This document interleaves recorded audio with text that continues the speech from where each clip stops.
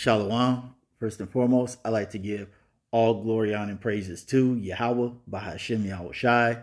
Double honors to the apostle elders of Great Millstone who rule well. And salutations to all you brothers out there pushing this word in love, truth, sincerity, and humility. Once again, it's the brother Shathia from the Chicago camp coming back to what I hope is another quick and edifying sit down. And this picture of the movie you see here called The Thinning, uh, Spirit actually brought this to my attention because I wanted to watch something that had a nice spiritual theme to it. And so this came up, and when I read the synopsis, it looked pretty interesting. And uh, it revolves around these two people here who are the main characters of the film, who, like many other children, have to participate in this process called the thinning, which is like a scholastic aptitude test to gauge whether somebody will be a productive citizen of society.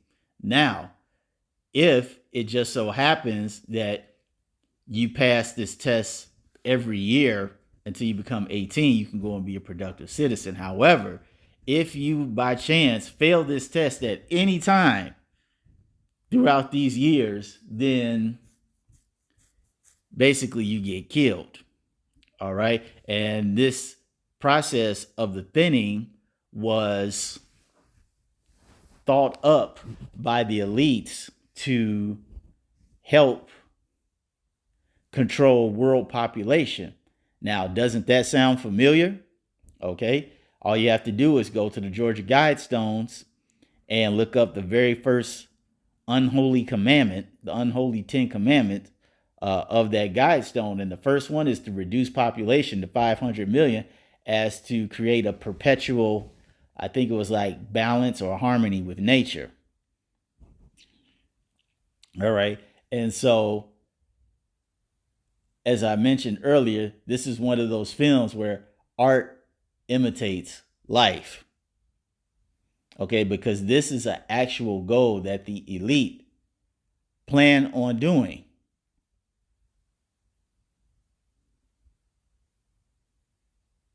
Okay, it's been a idea that they have wanted to do for hundreds of years. It's just they had to figure out how they were going to achieve such a goal. And see, that reminds me of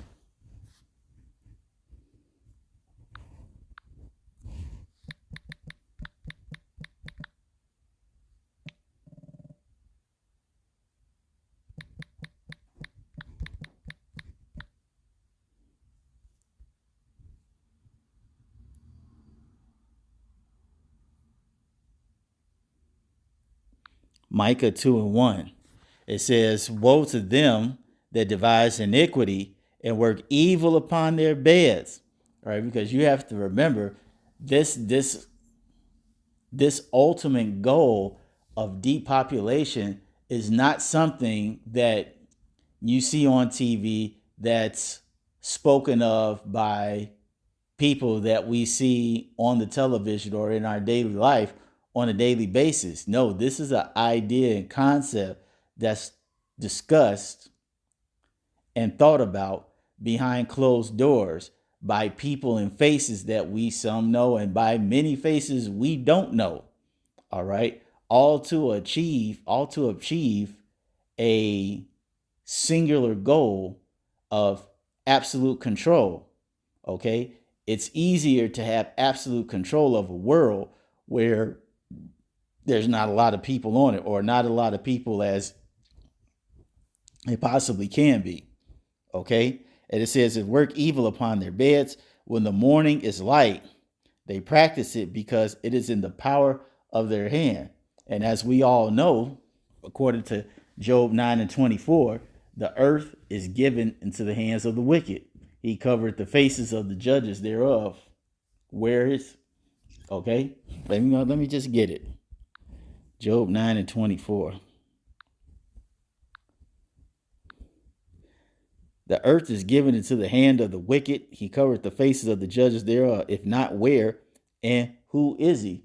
So the earth is being given into the hand of the wicked so that they can devise this iniquity and work evil upon their beds. And they can practice it because the Lord has given them the dominion, all right, to be able to fulfill his measure. Okay? The Lord has given the bases of men the power to devise this type of evil so that he could fulfill his measure.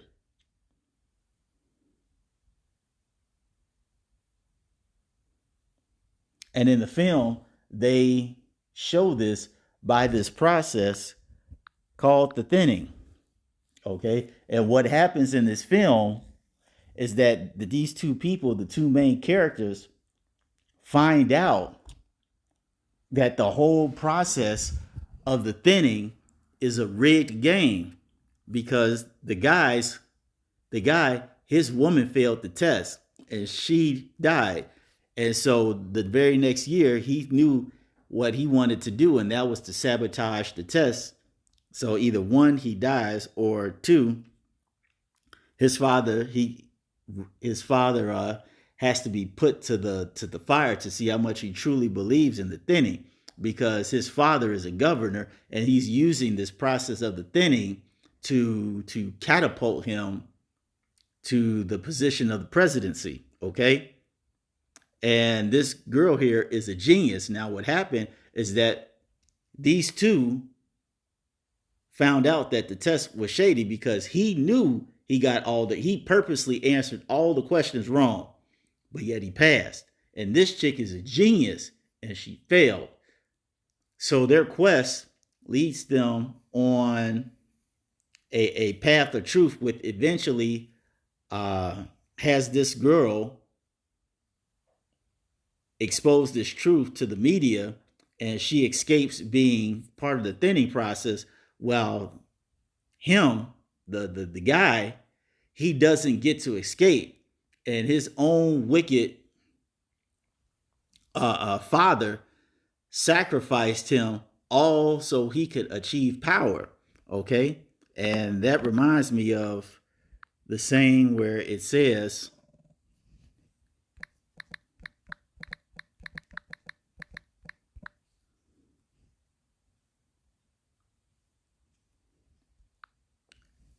we got Matthew 16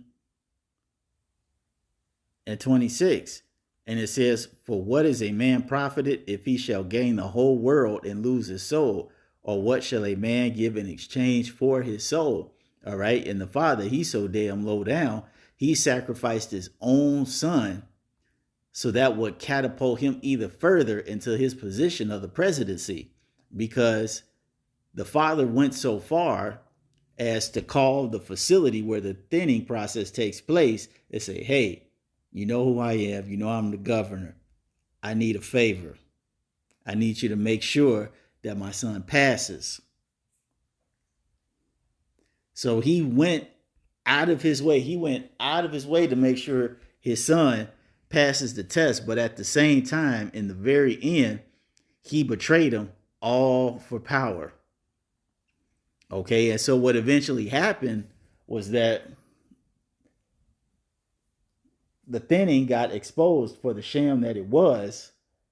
The girl goes free, but as I mentioned earlier, the guy, he gets caught.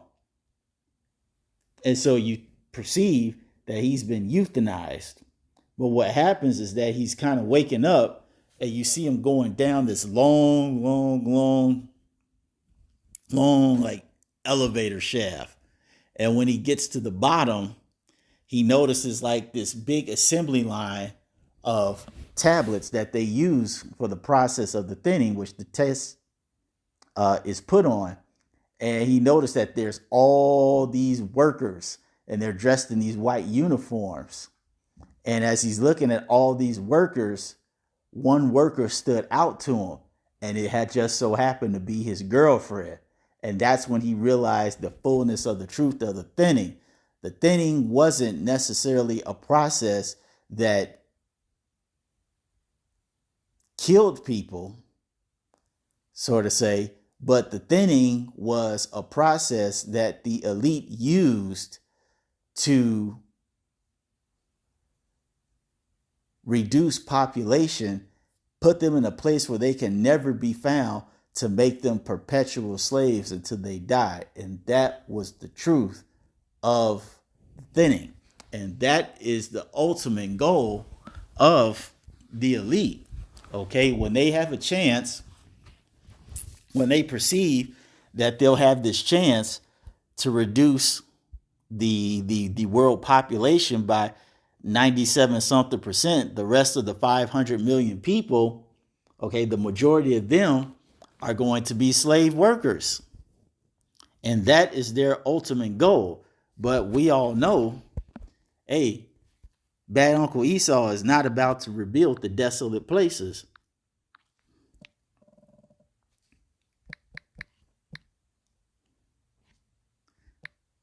Because after he destroys this world, all right, with the four sword judgments and ultimately culminating in the nuclear missiles, okay, he wants to come back, rebuild, bring everybody together, but be on top, and everybody else is the slave. All right.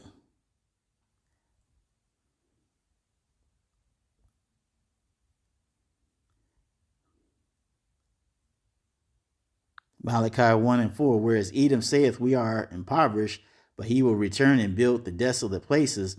Thus saith Yahweh of hosts, they shall build, but I will throw down, and they shall call them the border of wickedness, and the people against whom the Lord have indignation forever.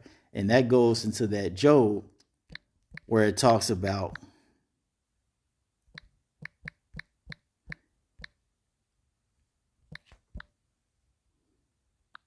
that Job 5 and 12, where it says, he disappointed the devices of the crafty, all right, which is the wicked elite, so that their hands cannot perform their enterprise. Okay, and there we all know that their ultimate enterprise is a new world order. Okay, that great reset that's going to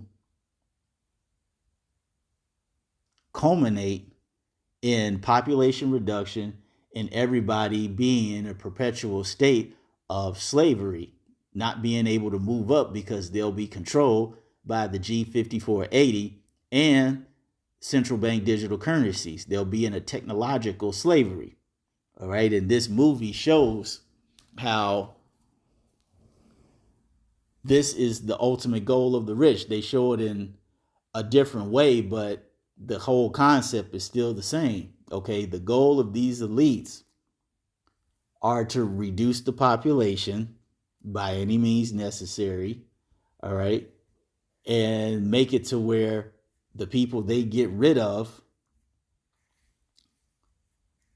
or should I say the people that they just so happen to not be able to get rid of, they put them in a state of perpetual slavery. So this was